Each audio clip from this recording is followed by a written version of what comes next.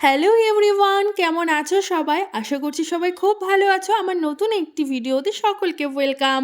তো আজ হলো রবিবার আর আমরা দুজন বেরিয়ে পড়েছি মা বল্লাকালীর দর্শনে। অলরেডি মায়ের পুজো হয়ে গেছে, কিন্তু আমরা আজ যাচ্ছি কারণ সময় হয়ে ওঠেনি। ঘড়িতে এখন বাজে 9:11। এখন আমরা বেরিয়েছি একদম রাত্রিবেলায়। দুইজনে বেশ ঠান্ডাও ছিল আর পুরো চারিপাশ দেখো একদম ফাঁকা। আমরা কিন্তু এই পাগলিগঞ্জের সাইড দিয়ে যাব, মানে শর্টকাট এক রাস্তা দিয়েই যাব, কারণ মেন রোডে তো প্রচণ্ড ভিড়। তবে এই রাস্তা এতটাই অন্ধকার আর এতটাই ফাঁকা, মানে ভাবনার বাইরে। তো যাই হোক, একদম ফুল প্রোটেকশন নিয়ে পুরো মাস্ক সব কিছু পরে, যাতে ঠান্ডা কোনোভাবে যাতে না লাগে সেভাবে আমরা দুজনে চলে এসেছি। দেখো, এখান থেকে তোমরা দেখে ভাবছো নিশ্চয়ই যে মেলায় হয়তো চলে এসেছি, একদমই না। আমরা 45 মিনিটের রাস্তা 15 থেকে 20 মিনিটের মধ্যে এসছি ঠিকই, কিন্তু এখনও কিন্তু মেলার ভেতরে যেতে অনেকটা দূর। এটা একদম মেলার শেষ প্রান্তে। ব্যাক সাইড দিয়ে আমরা ভেতরে যেহেতু ঢুকছি, তো বাইকটা আমাদের রাখতে হবে। আর ওই যে দূরে দেখতে পাচ্ছ লাইট, সেখানে অবধি আমাদের হেঁটে যেতে হবে, কারণ মায়ের মন্দির কিন্তু অত দূরে। তো আমরা বাইকটাও রেখে দিলাম। আর যারা যারা এই সাইড দিয়ে এসছে প্রত্যেককে কিন্তু বাইক টোটো এসব রাখতে হয়েছে। তো এখানে বাইক কিন্তু টিকিট কেটে রাখতে হবে। তো রেখে দিয়ে আমরা দুজন এখন হাঁটতে হাঁটতে ভেতরে যাচ্ছি। যারা যারা বালুরঘাট বা দক্ষিণ দিনাজপুর বা যারা মায়ের দর্শন করেছো তারা জানো এই পুজোর সময় কতটা পরিমাণে ভিড় হয়। মেইন রোডে তো ভিড় হয়, এই সাইডটাতেও কিন্তু প্রচুর ভিড় হয়।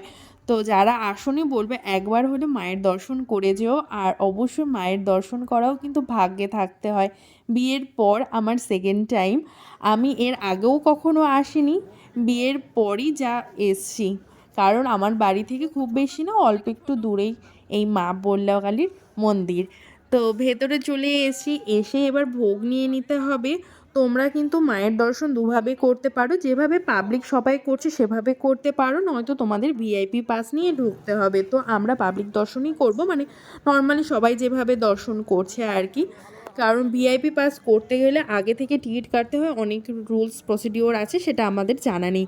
তো প্রসাদ নিয়ে নিয়েছি। আর মা বল্লাকালীর কিন্তু মেইন প্রসাদ যায় হলো কদমা আর ওই সাজের যেটা হয় আর কি, চিনি দিয়ে। আমার সেই প্রসাদটার এক্স্যাক্টলি নাম মনে নেই, তোমরা কেউ জানলে অবশ্যই কমেন্টে জানিও। আর এখানে হয় মা দুর্গার পূজা, আর এই হলো আমাদের মা কালী, মা বল্লাকালী। তো অবশ্যই কমেন্টে জয় মা বল্লা কমেন্ট করে যেও। তো চলেও এসেছি সাইড দিয়ে ভেতরে। এসেই এখানে আগে ফুলটা বাঁধতে হবে। আমরা ওখান থেকে কিন্তু ফুল নিয়ে নিয়েছিলাম, যেখানে ভোগ নিয়েছি ওখানে ফুল নিয়ে এবার ভোগটাও দেব। এখানেও ভিড় হলেও লাইন করে যেহেতু ঢুকছে আর পুলিশের প্রোটেকশনও যথেষ্ট রয়েছে, তো খুব একটা প্রবলেম না হলেও তবুও আমি বলবো নিজের সেফটি নিজের কাছে, নিজেকে একটু সেভাবেই চলাফেরা করতে হবে এই ভিড়ের মধ্যে, বুঝতেই পারছো। তো লাইন করে আমরা ওখানে ভোগ দিয়ে দিয়েছি আর আমাদেরকে ওই সিঁদুরের টিপ পরেও দিয়েছে, যেটা আমার ভীষণই পছন্দ।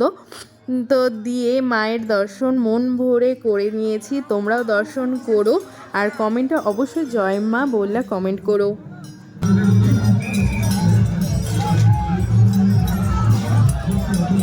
আজ কিন্তু শেষ দিন, মায়ের পুজো হয়ে গিয়েছে শুক্রবার রাতে, আর মাকে কিন্তু ভাসিয়ে দেওয়া হবে সোমবার দিন। তো আজ যেহেতু রবিবার, তো ভিড়ও যথেষ্ট, আর শেষ দিন বলেও ভিড় প্রচুর ছিল। তো মায়ের দর্শন করে ভালো মতো, মন্দিরটাও কিন্তু যথেষ্ট সুন্দর মতো সাজিয়েছে। তো হালকা একটু মেলা ঘুরে নেব, প্রথমেই কিন্তু প্রসাদ একটু খেয়ে নেব, কারণ তখনই আমাদেরকে প্রসাদও দিয়ে দিয়েছিল। তো মায়ের প্রসাদ খেয়ে তো হালকা একটু মেলা ঘুরে নিয়ে এবার আমরা বাড়ি যাব।